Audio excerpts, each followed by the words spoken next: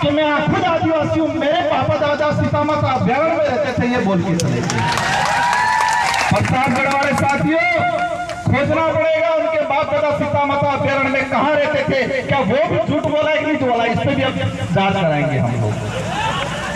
इनको छोड़ने वाला नहीं है। उस कौम को छेड़ा है तुमने, जिस कौम ने अंग्रेजों से लोहा लिया, मुगलों से लोहा लिया, राजा रजवाड़ों से लोहा लिया। ये बात अलग है, हमारा समुदाय भोला है, सीधा है, हम दयालु है।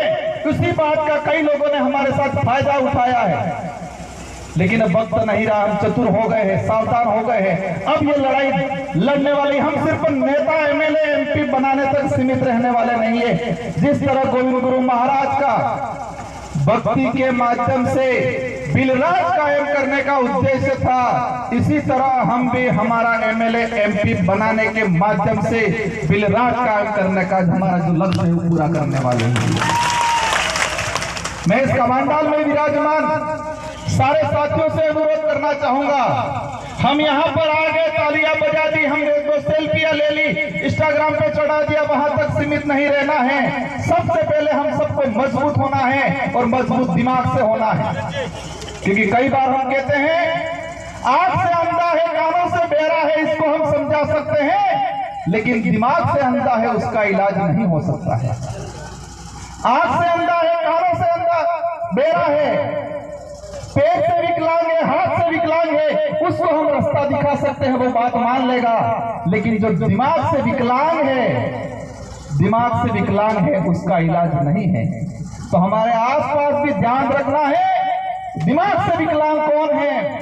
और देखा है ये राष्ट्रीय पार्टी वाले अधिकतर दिमाग से विकलांग हैं, उनको पर्चियां पकड़ाई जाती है, उनको बुलवाया जाता है, उनको खुद को नहीं पता है हम क्या बोल रहे हैं, क्योंकि वो दिमाग से विकलांग है। अगर दिमाग से विकलांग नहीं होते तो अपने विवेक से सोचते हैं ये सही है गलत है। बाबूलाल जी आज कह रहे हैं, लेकिन उनको ये नहीं पता कि नंदलाल जी मीणा खुद चाहते थे फिर प्रदेश बनना चाहिए, और कई बार उन्होंने ये स्टेटमेंट दिया गया, क्योंकि वो दिमाग से विकलांग है।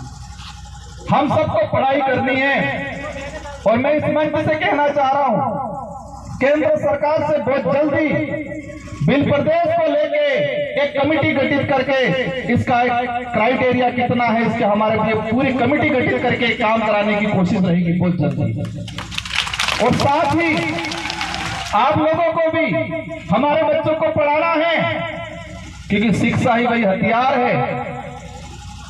अब गोलियों से या बंदूकों से या तीर कमान से काम हमारी कल्चर से जुड़ा रहेगा, वो अब लड़ाई कलम से लड़ी जाएगी।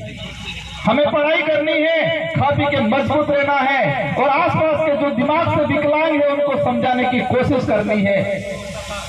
आज जो वर्तमान स्थिति बनी हुई है, धर्म की बात को लेकर चिढ़ते हैं हम लोगों से, मुझे लग रहा है संचालक महोदय से रोकने की कोशिश कर रहे हैं। इन लोगों की पॉलिसी है धर्म के नाम से लड़ाओ, लेकिन हमें ध्यान रखना है, हमें धर्म के नाम से नहीं लड़ना है, न धर्म के लिए लड़ना है। हमको जल जंगल जमीन के लिए लड़ना है, धर्म के लिए नहीं लड़ना है।